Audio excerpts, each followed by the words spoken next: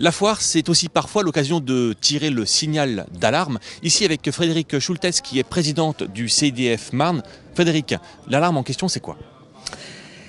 C'est une alerte en fait sur les problèmes financiers du Centre d'information aux droits des femmes et de la famille qui se trouve actuellement en grosse difficulté financière.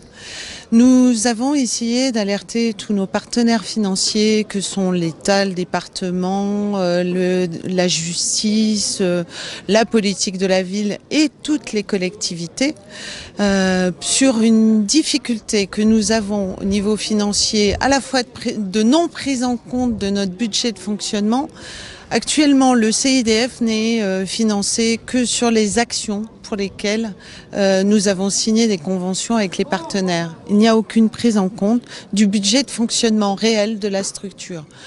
Et c'est un manque cette année de 50 000 € avec plus de fonds propres. Nous n'avons plus de trésorerie du tout et nous sommes en train de nous dire que malgré toute l'activité et l'action que nous avons en direction des femmes victimes de violences, nous risquons de disparaître du paysage marnais. D'accord. Alors effectivement, c'est un signal d'alarme, une alerte forte. Karine Bonne, qui est directrice du CIDF Marne, on vous rappelle les missions essentielles, principales du CIDF ? La mission d'intérêt général qui nous est confiée par l'ensemble des pouvoirs publics, c'est la promotion de l'égalité entre les femmes et les hommes. Et du coup, ça se duplique sur différents domaines d'intervention comme l'accès aux droits, les violences faites aux femmes, la santé, etc.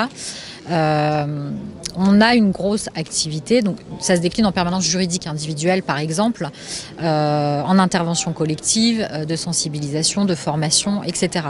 Mais on a aussi et surtout, et c'est là où le bât blesse, malheureusement une grosse activité du fait de notre expertise auprès des femmes victimes de violences.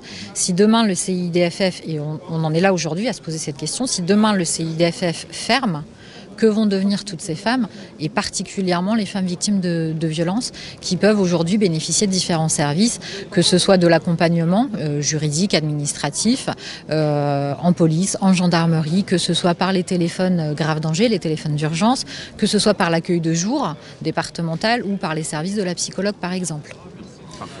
Frédéric ? Ce sont plus de 5000 femmes reçues, orientées, accompagnées, accueillies et épaulées vers plus d'autonomie, plus de 5000 femmes qui risquent de ne plus avoir de réponse. Une présence évidente et importante du CIDFF ici sur la Marne. Oui. Le message est lancé et dites-moi. Rendez-vous le 9 septembre Oui.